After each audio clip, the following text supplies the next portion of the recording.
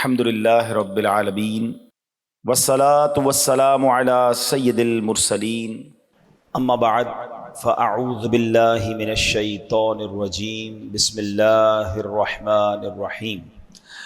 پڑھیے الصلاة والسلام علیک یا رسول اللہ وعلی آلک واصحابک یا حبیب اللہ۔ الصلاۃ والسلام علیک یا نبی اللہ وعلی آلک واصحابک یا نور اللہ۔ 21 رمضان ہمیں عظیم ہستی کا یاد دلاتا ہے، اور وہ ہیں مولائے کائنات شیر خدا، مسلمانوں کے چوتھے خلیفہ، امیر المؤمنین، خلیفۃ المسلمین، فاتح خیبر، باب مدینۃ العلم، مولا علی شیر خدا کرم اللہ تعالی وجہ الکریم کا یوم شہادت ہے 21 رمضان۔ علی المرتضیٰ شیر خدا ہیں کہ ان سے خوش حبیب کبریا ہیں۔ نبی پاک علیہ الصلوۃ والسلام کی ایک حدیث ہے، مولا علی کی شان دیکھیں ہیں، ان کی عبادتیں، ان کا ذکر اپنی جگہ۔ نبی پاک فرماتے ہیں علی کے چہرے کو دیکھنا عبادت ہے، یعنی ان کو دیکھنا، ان کی زیارت کرنا وہ اللہ کی عبادت ہے۔ اللہ اکبر، یہ مولا علی کو خصوصی فضیلت حاصل ہوئی ہے۔ ایک بار حضرت ابوبکر صدیق رضی اللہ تعالیٰ کو دیکھا گیا کہ آپ کی عادت تھی کہ آپ مولا علی کو جب بھی دیکھتے ٹک ٹکی باندھ کر دیکھتے۔ حالانکہ مسلمانوں کے پہلے خلیفہ ہیں سیدنا ابوبکر صدیق، مگر آپس میں پیار کا بھی عالم یہ تھا، اور مولا علی کو جب بھی دیکھتے ٹک ٹکی باندھ کر دیکھتے۔ تو کسی نے پوچھا کہ یہ اس طرح آپ کیوں ان کا دیدار کرتے ہیں؟ تو فرمایا میں نے اپنے آقا سے سنا ہے کہ بے شک علی کے چہرے کو دیکھنا عبادت ہے۔ تو مولا علی کو صحابہ نے دیکھا، تابعین نے دیکھا، یہ تو ان کو شرف حاصل ہوا۔ ہم اللہ سے یہ تو دعا کر سکتے ہیں کہ اللہ کریم ہمیں خواب میں شیر خدا کا دیدار نصیب فرمائے۔ اچھا، اب ایک بڑی خوبصورت قرآن پاک کی آیت ہے، کیونکہ ہم قرآن پاک کی کچھ آیتوں کو ڈیفائن کرتے ہیں اور ان آیتوں سے میسج ایکسٹریکٹ کرنے کی کوشش کرتے ہیں۔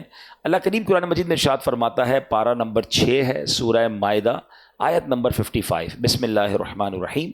انما ولیکم اللہ ورسولہ والذین آمنوا الذین یقیمون الصلاۃ ویؤتون الزکاۃ وہم راکعون۔ ترجمہ اس کا کیا ہے؟ تمہارے دوست صرف اللہ اور اس کا رسول اور ایمان والے ہیں جو نماز قائم کرتے ہیں اور زکوٰۃ دیتے ہیں اور اللہ کے حضور جھکے ہوئے ہیں۔ اب اس آیت کی تفسیر میں یہ بتایا گیا کہ یہ آیت الحمدللہ شیر خدا مولا علی کرم اللہ تعالی وجہ الکریم کی شان کا بیان ہے، یہ آپ کی شان میں نازل ہوئی ہے۔ یعنی کیسی ہستیاں ہیں کہ جن کے انداز کو بیان کرنے کے لیے، جن کی شان کو بیان کرنے کے لیے قرآن پاک کی آیتیں نازل ہوتی ہیں۔ اب واقعہ کیا تھا کہ آپ ایک بار نوافل ادا فرما رہے تھے، مولا علی نفل ادا فرما رہے تھے، اتنے میں ایک محتاج شخص آیا اور وہ آپ کی کچھ مدد چاہتا تھا۔ تو مولا علی شیر خدا نے اپنے ہاتھ کی چھوٹی انگلی میں ایک رنگ پہنی ہوئی تھی، ایک انگوٹھی پہنی ہوئی تھی۔ آپ نماز کی حالت میں تھے، تو اب جب حالت رکوع میں گئے نا، تو آپ نے اس وقت سوالی کو اشارہ کیا تو اس نے مولا علی کی انگوٹھی اپنے ہاتھ سے نکال لی۔ یعنی نماز کے دوران ہی اشارے کے ذریعے آپ نے اس محتاج کی مدد کی۔ اچھا، نبی پاک علیہ الصلوۃ والسلام یہ منظر دیکھ رہے تھے کہ مولا علی نماز پڑھ رہے ہیں، ایک محتاج آیا اور آپ نے دوران رکوع ہی اپنے اشارے سے اپنی انگوٹھی اسے صدقہ کر دی۔ اللہ اکبر، نبی پاک اس انداز سخاوت سے اتنا خوش ہوئے کہ پیارے آقا علیہ الصلوۃ والسلام نے اللہ کی بارگاہ میں دعا کی کہ اے اللہ، جس طرح حضرت موسیٰ علیہ الصلوۃ والسلام نے دعا کی تھی کہ ان کے بھائی ہارون کو ان کا وزیر بنا دیا جائے، اے اللہ پاک میں تجھ سے دعا کرتا ہوں کہ میرے اہل بیت میں میرے علی کو میرا وزیر بنا دے۔ کیا خوبصورت انداز ہے۔ اچھا، حضرت ابو ذر غفاری رضی اللہ تعالیٰ فرماتے ہیں کہ خدا کی قسم ابھی سرکار دو عالم علیہ الصلوۃ والسلام کے الفاظ پورے بھی نہیں ہوئے تھے کہ حضرت جبرائیل وحی لے کر حاضر ہوئے اور اس وقت یہ آیت کریمہ نازل ہوئے۔ اب دوبارہ آیت سنیے، واقعہ سن لیا نا، سینیریو سمجھ آ گیا کہ کیا ہوا تھا۔ یہ کیسی سخاوت تھی جو رکوع کے دوران کر دی گئی، انتظار نہیں کیا گیا۔ تو اللہ نے قرآن کی آیت نازل فرمایا انما ولیکم اللہ ورسولہ والذین آمنوا، اور تمہارے دوست صرف اللہ اور اس کا رسول اور ایمان والے ہیں۔ وہ کون سے ایمان والے؟ الذین یقیمون الصلاۃ ویؤتون الزکاۃ وہم راکعون، فرمایا جو نماز قائم کرتے ہیں اور زکوٰۃ دیتے ہیں اور اللہ کے حضور جھکے ہوئے ہیں۔ سبحان اللہ۔ تو اے میرے پیارے اسلامی بھائیوں، ہاں اب یہاں ایک شرعی مسئلہ سمجھ لیں کہ نماز کے اندر کوئی ایسا کام کرنا جس کو عمل کثیر کہا جاتا ہے، اس سے نماز فاسد ہو جاتی ہے. یعنی کوئی ایسا کام بندہ کرے کہ دور سے دیکھنے والا سمجھے یہ نماز نہیں پڑھ رہا, تو اس کو عمل کثیر کہتے ہیں, ٹھیک ہے نا. اور ایک عمل قلیل یہ ہوتا ہے کہ بالکل ہلکا سا آپ کو یوں سمجھے کہ کھجلی کی ضرورت پڑی ہے, آپ کو کہیں ضرورت ہے ٹچ کرنے کی, تو آپ نماز کے دوران ایک ہاتھ سے کر رہے ہیں, تو کوئی دور سے دیکھنے والا سمجھ جائے گا کہ یہ نماز میں ہے, نماز سے باہر نہیں ہے. اس کو عمل قلیل کہتے ہیں. تو مولا علی نے یہ انگوٹھی صدقہ کی تھی, یہ عمل قلیل کے ذریعے کی تھی تاکہ کسی کو کوئی یہ مسکنسیپشن نہ ہو جائے. خیر مولا علی سے زیادہ علم کون جانتا ہے, وہ تو نبی پاک فرماتے ہیں میں علم کا شہر ہوں اور علی اس کا دروازہ ہے. سبحان اللہ. اچھا, مولا علی کے بارے میں جو یہ ارشاد ہوا نا, آپ کو ولی بھی کہا گیا. قرآن کہہ رہا ہے انما ولیکم, اور تمہارے دوست صرف. سبحان اللہ. لفظ ولی کے کئی معنی ہیں, مگر علماء کرام فرماتے ہیں اس آیت میں لفظ ولی کے 2 معنی مراد لیے جا سکتے ہیں. نمبر 1 مددگار, نمبر 2 محبوب, پیارا دوست. سبحان اللہ. آیت کریمہ کا معنی کیا ہوگا؟ اے ایمان والو, اللہ پاک, اس کے پیارے رسول علیہ الصلوۃ والسلام اور نماز قائم کرنے والے, زکوٰۃ دینے والے, رکوع کرنے والے اور کامل مسلمان, بالخصوص حضرت مولا علی تمہارے محبوب بھی ہیں, تمہارے مددگار بھی ہیں. یہ قرآن کی آیت سے ہمیں سب ثابت ہو رہا ہے. اب آئیے مولا علی کی سیرت کا ایک شاندار واقعہ. آپ انصاف بھی کرتے تھے تو کس انداز سے کرتے تھے, اور آپ کا یہ معاملہ کیسا تھا؟ اب ذرا اس کو سمجھیے گا. مولا علی کے دور خلافت کی بات ہے. ایک حبشی غلام تھا جو مولا علی سے بے پناہ محبت کیا کرتا تھا. شامت اعمال اس کی یہ آئی کہ اس نے ایک بار چوری کر لی. اب ذرا غور کیجئے گا, آپ کا غلام بھی ہے, ویری کلوز ٹو ہم, پیار بھی بڑی, محبت بھی بڑی کرتا ہے, مگر غلطی ہو گئی, اس سے چوری ہو گئی. اب مولا علی تو مولا علی ہیں. دربار خلافت میں جب پیش کیا گیا تو غلام اگرچہ غلطی کر بیٹھا تھا, غلطی پر وہ اڑا بھی نہیں, چپ چاپ اس نے جرم کا اقرار کیا. اب مولا علی تو شریعت کو نافذ کرنے والے تھے نا. ہمارے یہاں تو قانون کے تقاضے اور ہیں, اپنوں کے لیے اور ہیں, غیروں کے لیے اور ہیں. امیروں کے لیے ہمارے وطن میں قانون بعض اوقات اور نافذ ہو جاتا ہے, غریبوں کے لیے اور ہو جاتا ہے. یہ اسلام نہیں ہے.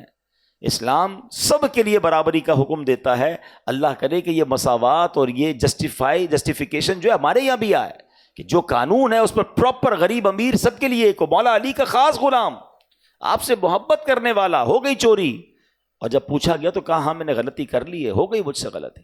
تو مولا علی شیر خدا نے حکم دیا کہ اس کے ہاتھ کاٹ دیے جائیں. ہاتھ کاٹ دیے گئے. اب سنیے گا, اب وہ غلام کٹے ہوئے ہاتھ کے ساتھ واپس جا رہا ہے. اچھا, یہ واقعہ تفسیر کبیر میں موجود ہے, یاد رکھیے گا. تفسیر قرآن کے ضمن میں یہ واقعہ لکھا ہوا ہے. وہ ہاتھ اس کا کاٹ دیا گیا. جب وہ ہاتھ کٹوا کر غلام واپس جا رہا ہے, کٹا ہوا ہاتھ بھی ساتھ ہے اس کے, ٹھیک ہے نا. اب تکلیف کا عالم سوچیں, شرمندگی کا عالم سوچیں, ساری دنیا کو پتہ چل جائے گا کہ ہاتھ کٹا ہوا, اٹ مینز چوری کی ہے.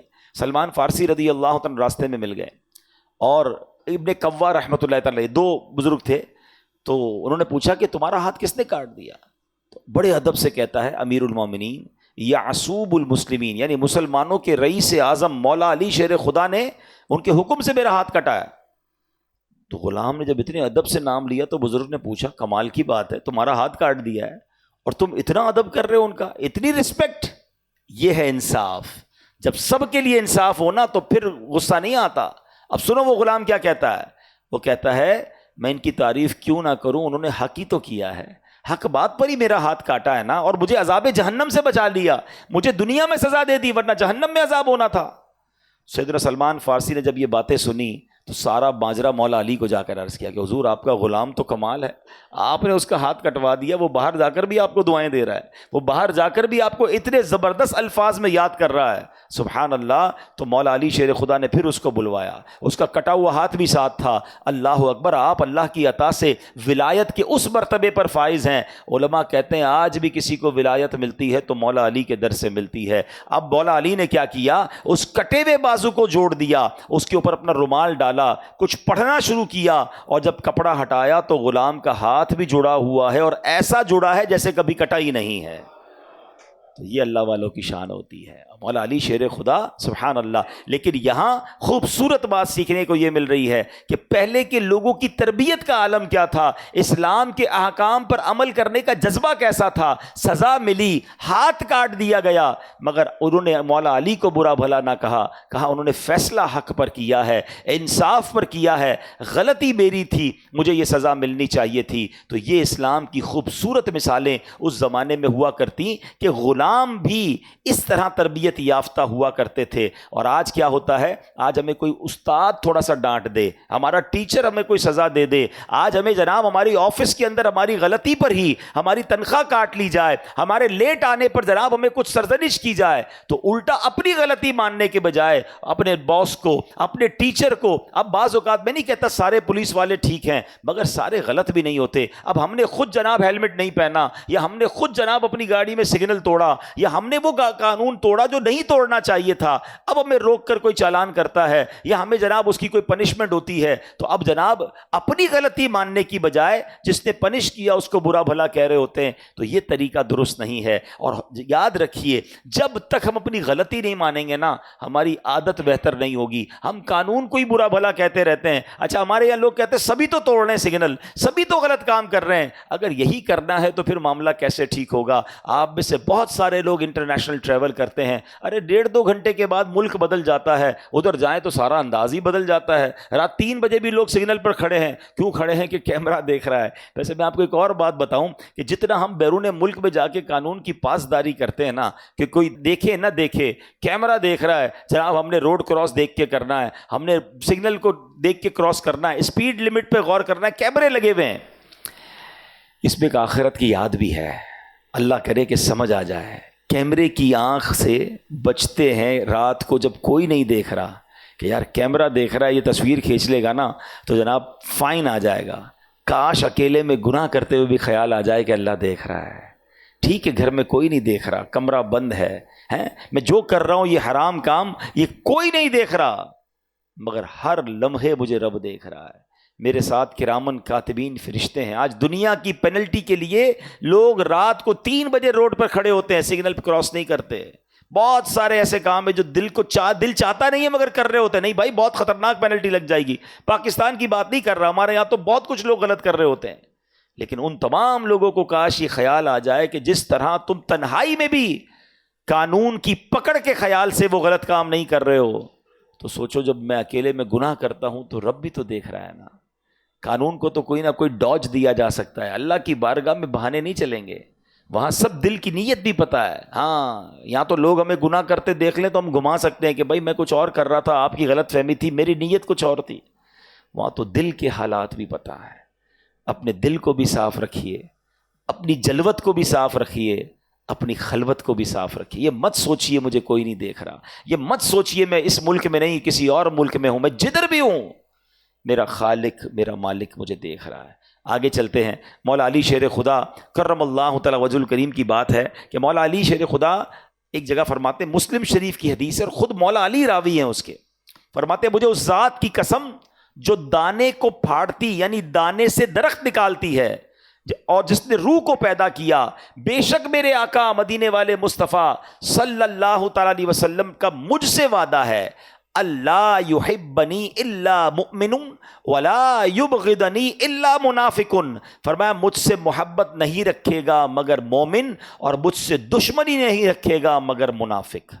تو پتہ چلا کہ محبت, مولا علی شیر خدا کرم اللہ تعالی وجہ الکریم سے محبت یہ ایمان کی نشانی ہے, اور معاذ اللہ مولا علی کرم اللہ تعالی وجہ الکریم سے بغض یہ منافقت کی نشانی ہے. صحابی رسول فرماتے ہیں حضرت جابر رضی اللہ تعالیٰ عنہ کہ صحابہ کرام کے ہاں تو یہ طریقہ تھا کہ کسی کے ایمان یا منافقت کو چیک کرنا ہوتا تھا نا تو بغض علی جانتے تھے. جس کو دیکھتے کہ حضرت مولا علی سے بغض رکھتا ہے جان لیتے کہ یہ منافق ہے.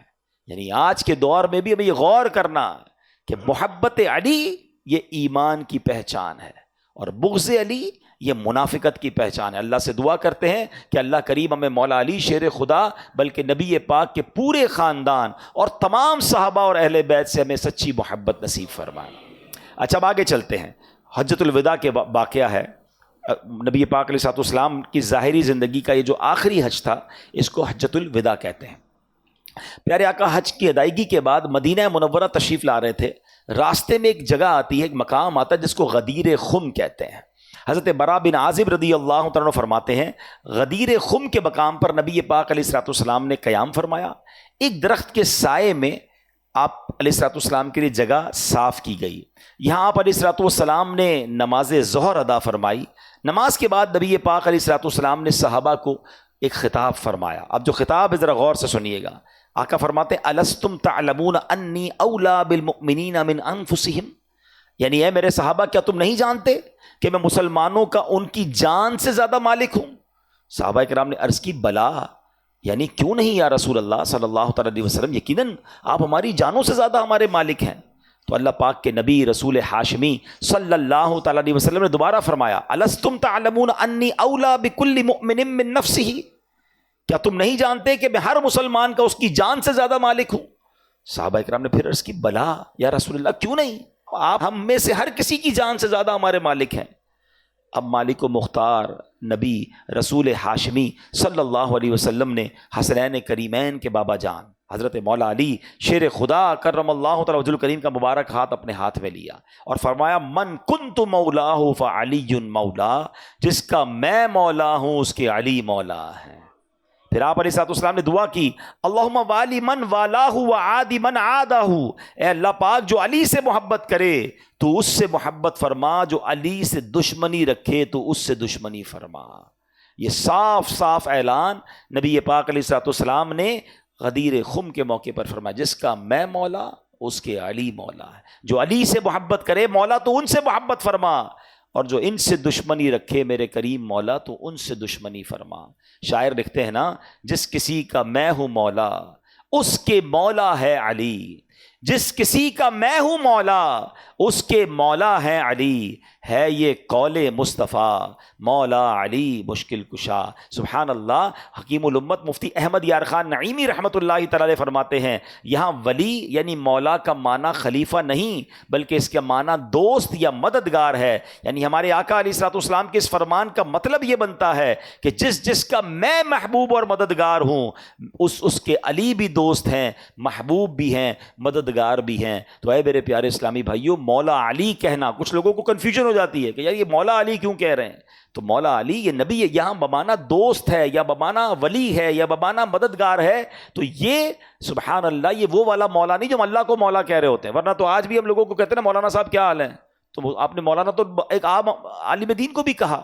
تو یہاں یہ مطلب نہیں ہوتا، تو کنفیوز نہیں ہونا چاہیے. مولا علی کو جو کہا جاتا ہے مولا علی یہ شیر خدا، یہ حدیث پاک سے ثابت ہے اور نبی پاک نے فرمایا جس کا میں مولا ہوں اس کے علی مولا ہیں. اللہ کریم ہم سب کے دلوں میں مولا علی کی اہل بیت اطہار کی محبت میں مزید اضافہ فرمائے. مولا علی شیر خدا کرم اللہ تعالی وجہ الکریم کی نماز سے محبت کا عالم کیسا تھا اور آپ کس طرح عبادت کیا کرتے تھے. ایک مرتبہ مولا علی کی پنڈلی میں تیر لگ گیا.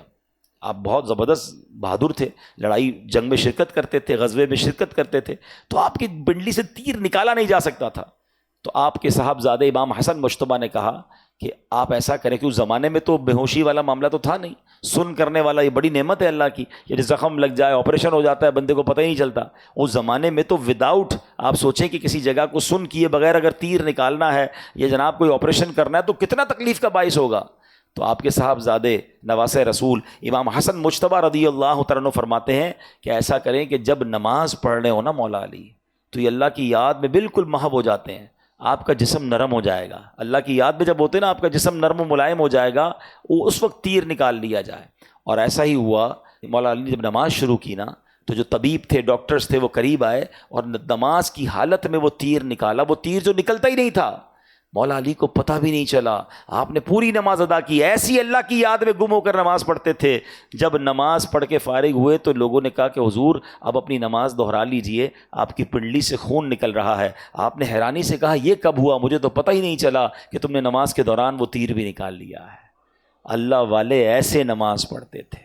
آج ہماری نمازوں کا عالم کیا. ہم نماز پڑھیں تو ہمیں تو یہ پتہ ہی نہیں ہوتا. کبھی ٹیسٹ کیا کریں اپنا. امام صاحب سلام پھیرے نا، شاید آج ہو سکتا ہے میں کہہ رہا ہوں تو آپ یاد کر لیں گے، ورنہ جب بھی نماز سے فارغ ہوں اپنے آپ سے ایک سوال کریں کہ آج امام صاحب نے نماز میں پڑھا سورت کون سی پڑھی تھی. تو سلام پھیرتے ہی یاد نہیں ہوتا. بات کی تو بات کی بات ہے. یہ ہمارا حال ہے، ہمارا دماغ کہیں اور ہوتا ہے. اللہ مولا علی شیر خدا کے صدقے ہمیں توجہ کے ساتھ خشوع و خضوع کے ساتھ نماز پڑھنے کی توفیق عطا فرمائے. نماز میں خشوع و خضوع کے چند ٹپس بھی دے دیتا ہوں. کچھ لوگ کہتے ہیں یار نماز میں دل نہیں لگتا، خیال کہیں اور آتا ہے، دھیان کچھ جو چیزیں بھول جاتے ہیں ساری نماز میں یاد آ رہی ہوتی ہیں، کیونکہ نماز میں ہی دماغ کو کچھ سوچنے کا موقع ملتا ہے. تو نماز میں رہنا ہے نا. تو علماء فرماتے ہیں کہ پہلا تو یہ کریں کہ نماز میں توجہ ہٹانے والی جتنی چیزیں ہونا وہ سب ہٹا دینی چاہیے. مثلاً نقش و نگار والی کوئی دیوار ہو نا، اس کے سامنے نماز نہیں پڑھنا چاہیے، ورنہ بندہ اس کے نقش و نگار میں گم ہو جاتا ہے. موبائل فون یا تو بند کر دیا کریں یا سائلنٹ کر دیا کریں. کچھ لوگ وائبریٹ رکھتے ہیں، وہ نماز میں بھی یاد دلا رہا ہوتا ہے کچھ آ رہا ہے، جب ہلتا رہے گا تو آپ کو لگے گا کچھ آ رہا ہے، پھر دھیان اس طرف ہے. یا تو دور کر دیں اپنے آپ سے، یا سائلنٹ کر دیں یا آف کر دیں.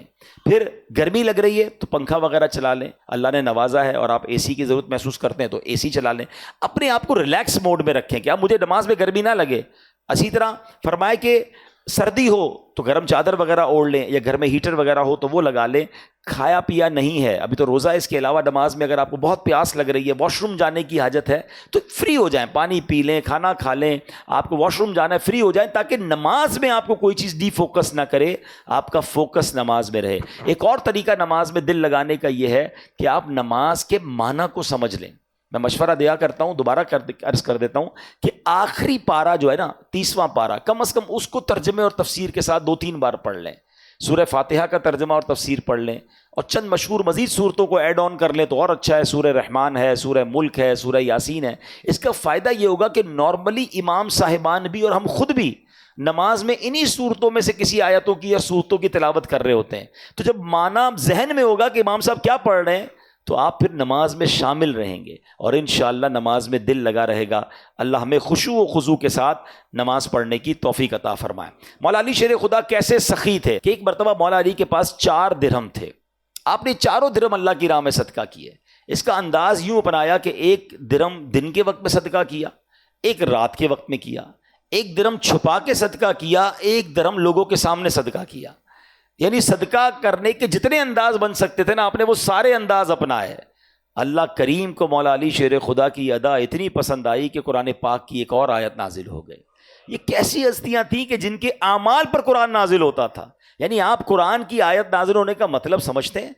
قیامت تک قرآن نے پڑھا جانا ہے، کروڑوں لوگوں، اربوں لوگوں نے پڑھنا ہے. جو یہ آیت پڑھے گا وہ گویا مولا علی کی سخاوت کا بیان کر رہا ہے. ان کا ذکر ہوتا رہے گا نمازوں میں، خطبوں میں، تلاوتوں میں، تراویحوں میں. جس کی شان اور جس کے بارے میں قرآن میں ذکر ہو گیا، اللہ اکبر، ان کے مرتبوں کا عالم کیا ہوگا. قرآن میں کیا فرمایا؟ الذین ینفقون اموالہم باللیل والنہار سرا وعلانیۃ فلہم اجرہم عند ربہم ولا خوف علیہم ولا ہم یحزنون. آسان ترجمہ قرآن کنز العرفان: وہ لوگ جو رات میں اور دن میں پوشیدہ اور اعلانیہ اپنے مال خیرات کرتے ہیں، ان کے لیے ان کا اجر ان کے رب کے پاس ہے. اس پر نہ کوئی خوف ہوگا اور نہ وہ غمگین ہوں گے. مولا علی کا صدقہ کس قدر انداز میں قبول ہوا کہ اللہ نے یہ بھی بتایا کہ اعلانیہ کرتے ہیں، چھپ کر کرتے ہیں، دن میں کرتے ہیں، رات میں کرتے ہیں. چلیں آج نیکوں کی نقل بھی اچھی ہے، آپ بھی کوئی ایسا کام پلان کر لیں کہ کوئی صدقہ میں دن میں کروں، کوئی صدقہ میں رات میں کروں، کوئی صدقہ میں اعلانیہ کروں اور کوئی صدقہ میں چھپا کے کروں، اور اللہ سے یہ عرض کروں مولا میں ناقص، میرا عمل ناقص، ان مقبولین کے صدقے مولا میرا یہ عمل قبول فرما لے. اور رمضان تو ویسے بھی اللہ کی راہ میں خرچ کرنے کا مہینہ ہے، اور سبحان اللہ جو لوگ صدقہ کرتے ہیں ان کے بارے میں آتا ہے، نبی پاک علیہ الصلوۃ والسلام کا فرمان ہے، ہر شخص بروز قیامت اپنے صدقے کے سائے میں ہوگا یہاں تک کہ لوگوں کے درمیان فیصلہ فرما دیا جائے. حضرت یزید بن ابو حبیب رحمۃ اللہ تعالی علیہ سے مروی ہے کہ حضرت مرثد بن ابو عبداللہ اہل مصر میں وہ پہلے شخص تھے جو شام کے وقت مسجد جایا کرتے تھے. ان کا انداز تھا جب بھی مسجد کی طرف جاتے ہاتھ میں کوئی تھیلی ہوتی تھی، کبھی پیسے ہوتے، کبھی روٹی ہوتی، جاتے جاتے کچھ نہ کچھ صدقہ روز کیا کرتے. تو ایک بار ہاتھ میں دیکھا پیاز لے کے جا رہے ہیں، تو کسی نے کہا حضرت یہ کیا کیا، صرف پیاز لے کر آئے ہیں؟ تو فرمایا یہ تو آپ کے کپڑوں کو بدبو دار کر دے گی. کہتے ہیں اے میرے بیٹے، میرے پاس صدقہ کرنے کے لیے گھر میں اس کے سوا کچھ نہیں تھا. میں نے اپنے آقا علیہ الصلوۃ والسلام سے سنا ہے کہ مومن کا دیا ہوا صدقہ بروز قیامت اس پر سایہ ہوگا. بس میں حدیث پر عمل کرنے کے لیے آج پیاز ہی لے کر آ گیا ہوں. تو اللہ والا کو یہ انداز تھا کہ جو کچھ ہوتا تھا روزانہ کچھ نہ کچھ صدقہ کیا کرتے. اللہ کرے کہ ہمیں بھی یہ عادت نصیب ہو جائے. الحمدللہ ماہ رمضان لوگوں کی مدد کیجئے، جتنا ہو سکے غریبوں میں تقسیم کیجئے، جو ہو سکے جس کی جو زکوٰۃ بنتی ہے، اگر ابھی تک زکوٰۃ ادا نہیں کی تو پوری زکوٰۃ ادا کریں۔ یاد رکھیے زکوٰۃ مال کا میل ہے، اور اگر آپ اپنے مال سے زکوٰۃ کو نہیں نکالتے تو یہ باقی مال کو بھی میلا کر سکتا ہے، اور روایتوں میں یہ مضمون ہے کہ جو زکوٰۃ، جس مال کی زکوٰۃ ادا نہیں کی جاتی، اسی مال سے بندے کو قبر میں عذاب دیا جائے گا۔ تو ایسا نہ ہو کہ سونے چاندی اور یہ پیسے انگارے بن کر ہمیں تکلیف پہنچائیں۔ تو پراپر طریقے سے بلا کسی تردد کے بے شک کسی عالم دین کے ساتھ بیٹھیں اور سمجھیں کہ میری زکوٰۃ بنتی کتنی ہے، اور پوری کی پوری زکوٰۃ نکالیں، اور ہر سال نکالیں، اور زکوٰۃ کے علاوہ بھی صدقہ و خیرات کیا کریں۔ زکوٰۃ دیتے وقت سب سے پہلا حق آپ کے اپنے غریب رشتہ داروں کا ہے۔ آپ نے اپنے غریب ملازمین کو دیکھیں اور ان کو ضرور ان کی سپورٹ کریں تاکہ مسلمانوں کی تکلیف دور ہو۔ اور اس کے بعد میری گزارش ہے کہ دعوت اسلامی جو دنیا کے 150 سے زائد ممالک میں دین متین کی خدمت کر رہی ہے، اس کا ساتھ دیں، اور اپنی زکوٰۃ میں، اپنے ڈونیشن میں اس کا بھی حصہ دیں۔ اللہ کریم اپنی راہ میں دل کھول کر ہمیں خرچ کرنے کی توفیق عطا فرمائے۔ آمین بجاہ النبی الامین صلی اللہ تعالیٰ علیہ وسلم۔